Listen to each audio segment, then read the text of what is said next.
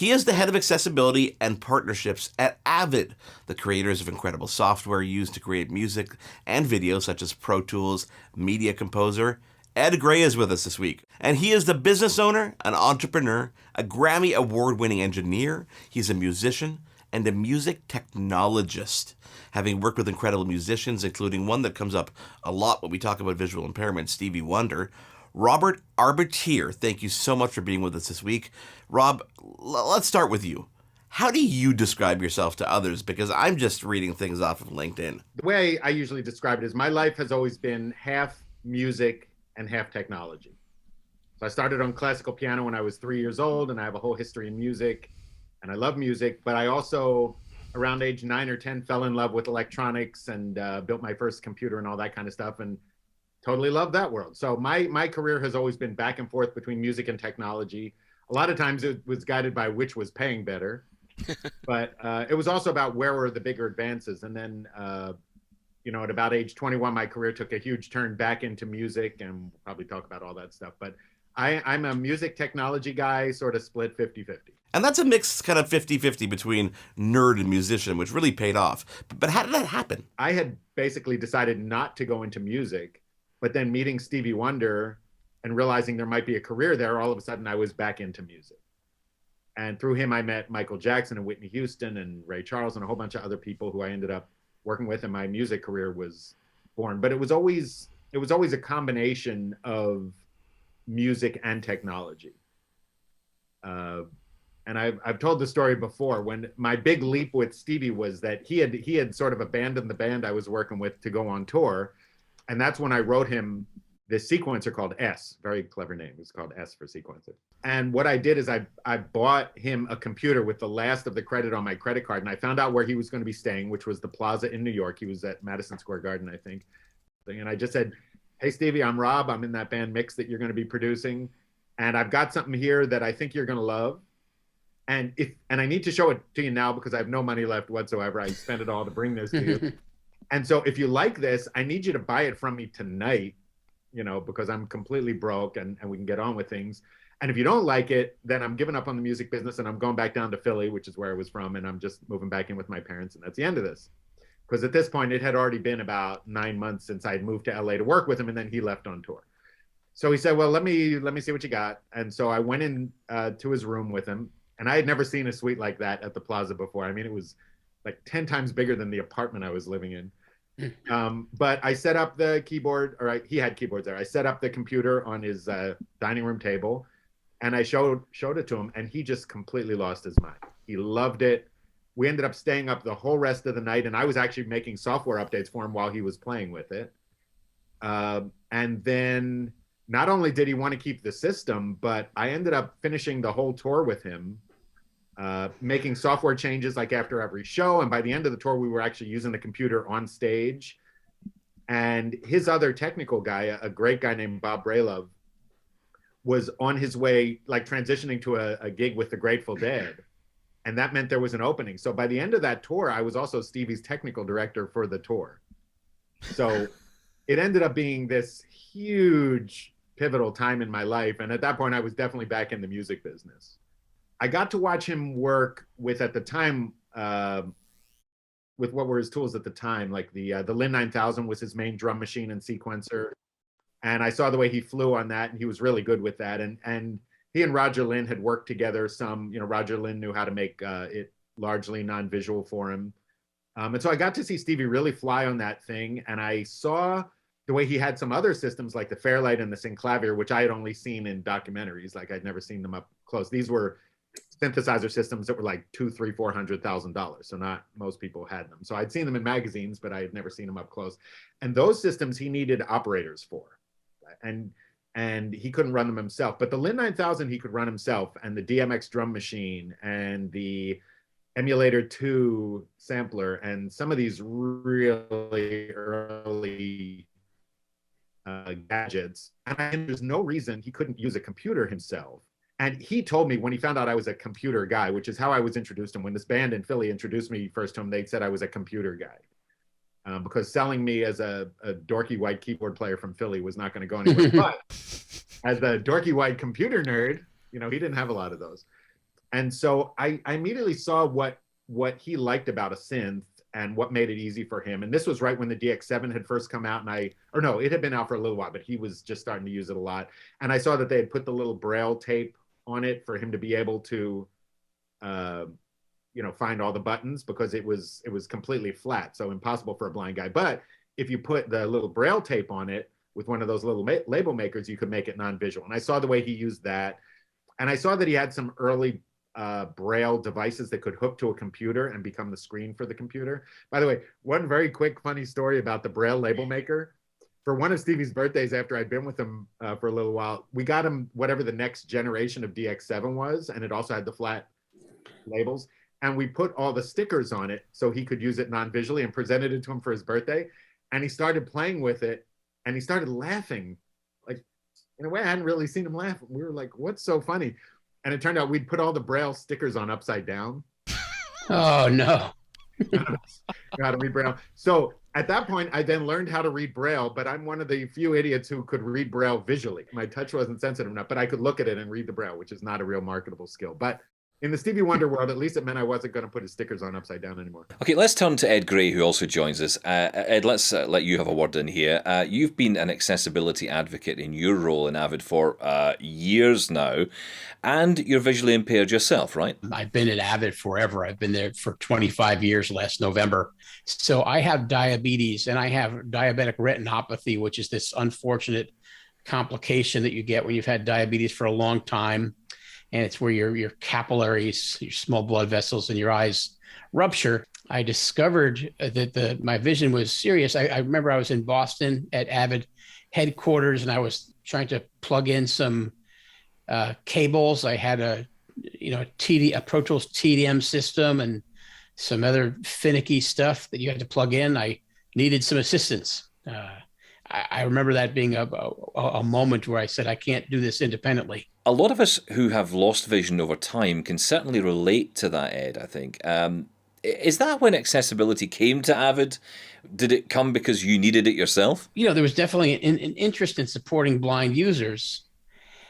And I'll just say, one of my world observations is that oftentimes something's not that important until it happens to you. So yeah.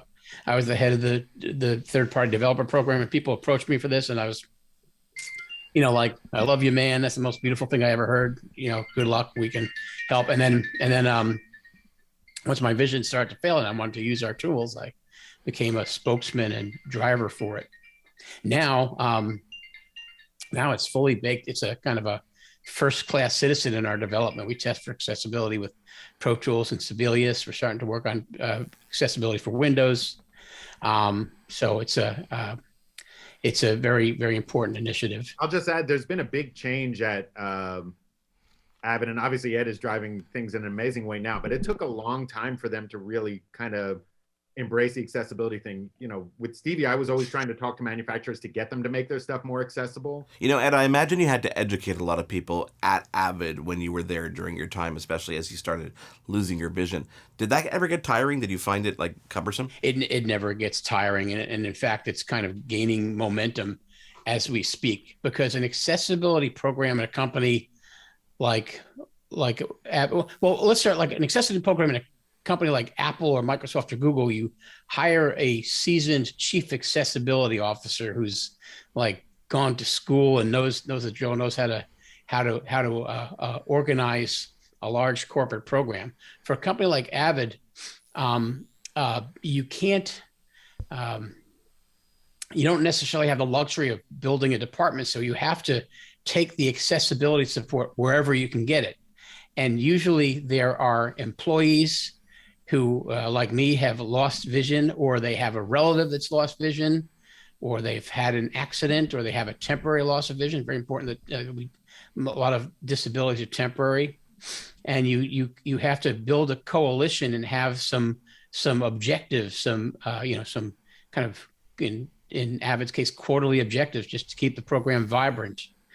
And you have to get some outside help where you need it, because what I think happens, and this is kind of the stuff of notes I've written recently, is you have a spasm of enthusiasm for an accessibility program. You do some development, and then some other Mondo project comes along, and people are pulled off it, and it just kind of languishes. And if you don't, have this commitment at all these levels, product marketing and testing, and customer support, and the sales, and like the web properties, it can die on the vine. It can really suffer, and then you have to pick it back up again. And that in fact happened with Avid. It kind of was dormant for a while, and then we picked it back up. I've got a question for you here. Do you think that meaningful accessibility is improving in products? I'm thinking about companies like Microsoft, who certainly seem to be leading the way in this field, not just putting the effort into its products where it can,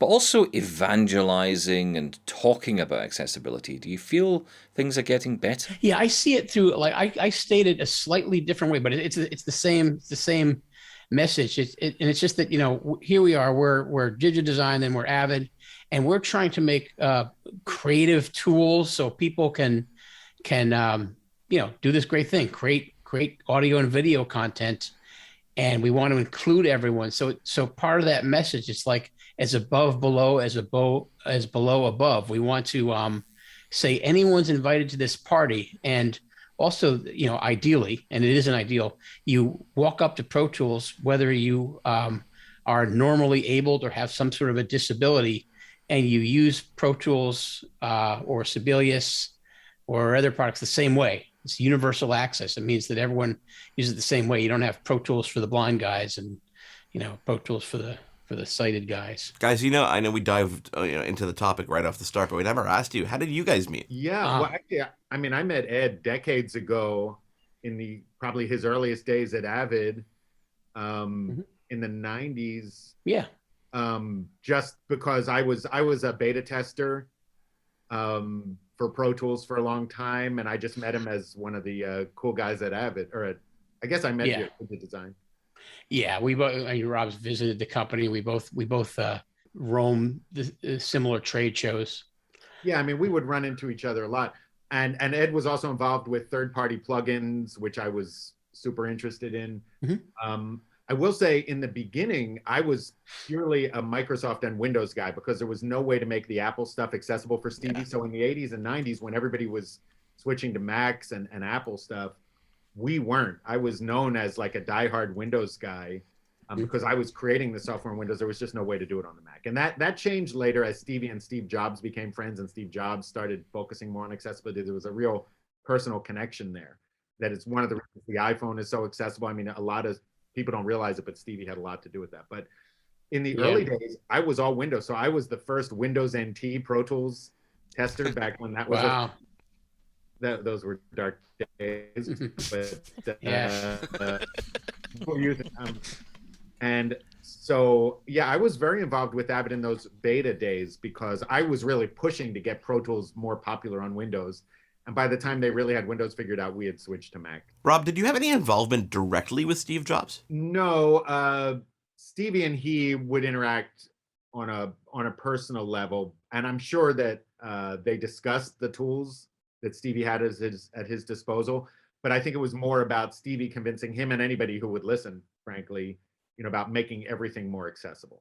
Because Stevie's always been a gadget guy. He would always have a bag full of, the equivalent of a zillion iPhones and portable recorders. And, to a blind person, a physical recorder is like a camera is to other people. So Stevie would be doing recordings of his kids and his family and everything else. And so he's still a huge evangelist for getting manufacturers to make those things less visual. And Steve Jobs just was in a position as the iPhone was coming out and, in the early days, the iPod and all that stuff, to make it more accessible. And frankly, it's a good business decision too. It's not like they're just doing it purely altruistically. There's plenty of visually impaired users out there, whether they're blind or partially sighted or whatever. The statistics I generally have used are that in developed countries, about 15% of people have some sort of disability. And we have to remember this is, it's not just the blind guy show. We have to think about people with auditory and cognitive and motor disabilities when we do this work. And then, so 15% of people have some sort of disability.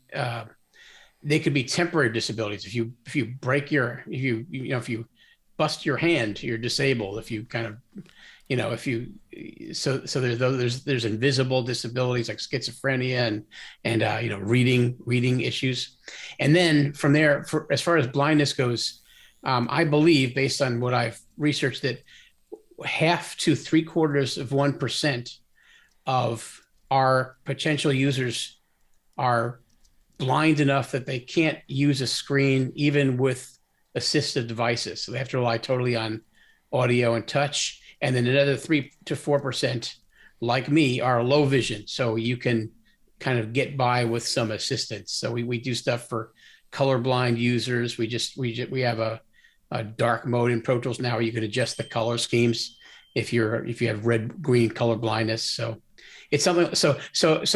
I'm just kind of reinforcing Rob's point. If you just did it for the handful of, if you did accessibility, innovation, and development just for the handful of people that have taken an initiative to contact you, it would never be justified. It would never like work on a spreadsheet. What you have to realize is not only are the categories broad, but also these accessibility developments help sighted and other people too, because you're talking about people viewing the interface and the app the way other people simply can't, and that's called a curb cut. It's named after the dip in the corner on the street corner that they build them for wheelchairs, and they work just as well for baby carriages and shopping carts. These innovations help all users, and they kind of have the company take a fresh look at their development and innovation process. Rob, let's get to you for a second here. Do you get credit for the work that you've done, whether it's with Stevie or whether it's behind the scenes? In the industry, they do, just because I've been doing it for so long. I've never, like, all the stuff I've developed for Stevie, I developed just for him. And then we've at times shared the technology. Like, we used to give everything to Ray Charles too, and I used to spend a lot of time with him. People didn't realize, but because he was older, but Ray Charles was actually a really technical guy, and he was way into all this whiz bang stuff. And Stevie used to, whatever I built for Stevie, we would often give a version of it to Ray. And Diane Shore, we shared some technology with, and different blind users. But yeah, I mean, I was always known, my career was always very sheltered just with Stevie until I branched out to people I met through Stevie, like Michael Jackson and Whitney Houston and Diana Ross and all these other people I met through him. But I was known in the industry as someone who was doing blind development because there just weren't a lot of people doing it. And the manufacturers all knew me because I was driving them crazy to try to make their stuff more accessible. Ed, earlier we were talking about old versus new tech, which is better, and I wanted to get your take on this. As we get more into the world of touchscreen devices, software-controlled, even app-controlled kit, do you ever long for the days of the tactile sounding boards and physical knobs and buttons? Yeah, there's Sheila O'Moran. She's a professor at University of Michigan. She is blind, and she articulates this super well. We should have her on a show.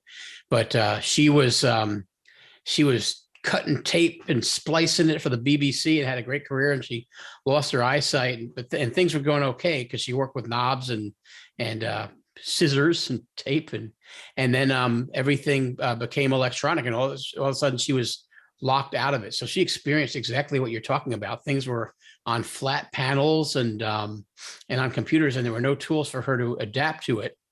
And she was kind of wandering for a while, and she's part of efforts to make haptic surfaces and things like that. So, guys, technology evolves so quickly and has evolved so quickly since those early days that you're talking about. I used to program and develop apps and software using Visual Studio back in the Windows 3.1 days, but my career took me in a very different path. What happened there was I wasn't even able to keep up with the constant changes in technology.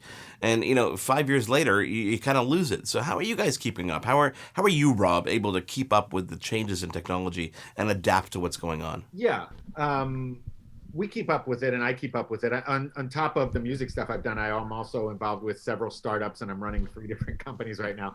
And they're all technology-based. So I personally stay up on everything. But what I've done with Stevie and what makes sense for most people, also it's a budgetary consideration for most people. You don't try to ride the wave continuously. Like you let the wave happen, you try to stay up on it, but it's only every few years that we actually do it. And we're actually talking about doing one now because it's been a few years. But the technology is going to evolve continually and it's never going to stop. But you can drive yourself crazy if all you try to do is ride that wave. The trick is, yeah, it's very good advice. Build something that's working, keep it working and reliable for a while. Keep an eye on what's coming next, and you can plan what the next system is going to be. But like with Stevie, we don't do a major revamp more than every 3 or 4 years, because otherwise you would just spend your whole life chasing new technology. And at some point you got to worry about the creativity. Your audience doesn't care what tools you use or how long it took you to do your album. They just care that they love it. So don't get sucked into thinking you have to constantly be on the edge. If you're doing it with a company, you're trying to appeal to a large audience, and it's a different calculus, right? You're doing something that appeals not to some like a super genius with an unlimited money supply who can whatever he wants, you try to deliver it. You have to have something that meets the sweet spot of a large population of customers. And you have to have someone who's like a chief technology officer type who can look at around the corner at trends and make sure that you're adopting the right systems and technologies. An example of that is our website. So our website at Avid used to be just invisible to blind users. Just a bunch of stuff was just opaque. And now it's much better. I think I'm playing inside baseball saying that. It still needs a lot of improvements, and so we're working hard on them. But websites, in order to be an acceptable website these days, I sound like an old man. These days, in order for back when I was a kid, I walked 5 miles to build a website. But you have to take advantage of Java and ARIA and do all these things where things are transparent and they fold out and you're exposed to the thing underneath, and it's all 3-dimensional. So that's something that this overlay of this new types of development to make your website look even accessible among the bath of websites and not look rudimentary.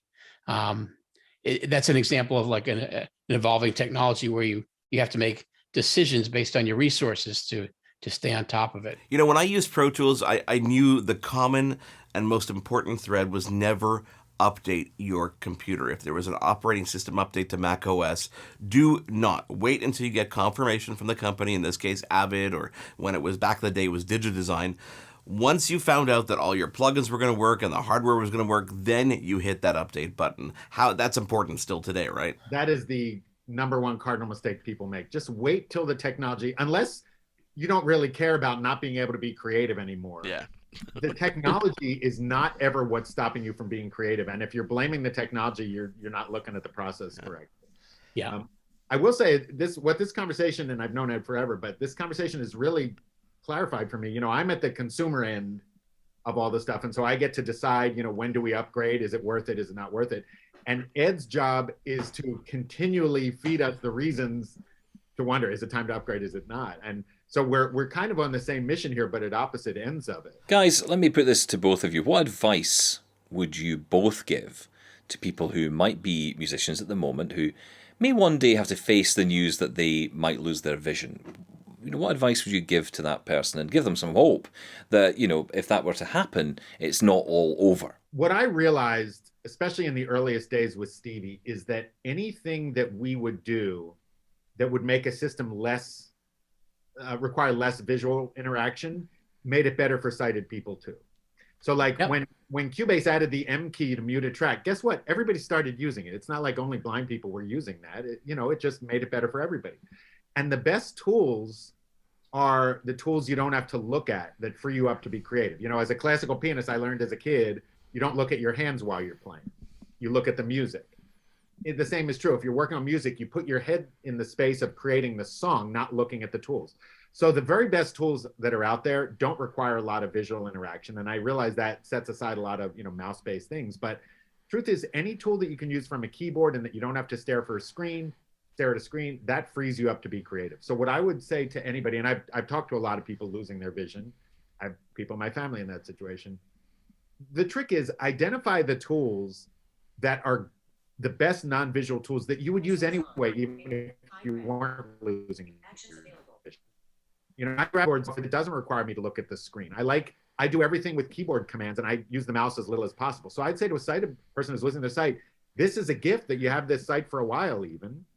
Use it to experiment with the tools, figure out which ones require the least visual interaction and lean towards those. Because the truth is those tools are better for sighted people too. And you're just being forced to find them because you're losing your vision, but it doesn't mean they're still not the right tools for you to gravitate to. And that's what I say. The best tools are non-visual anyway. Exhibit A. Here's my iPhone speaking an email message. Trophies looks pretty cool and would cover the VI portion of the show. I would really like to get something like Easy Drummer in there as well if possible. What's the blocker with Tune Track at the moment? Would it help if I put it in? So VoiceOver is the text to speech facility in iOS and Mac OS, and I guarantee you that being able to like speak the news in your email, even if you're perfectly sighted, it just makes you more productive. And as you heard, nothing this thing can do can speak faster than your brain works, so you can get through a ton of material really quickly. My advice, and I've shared this with Mark just based on my personal experience losing my eyesight over a few years, is that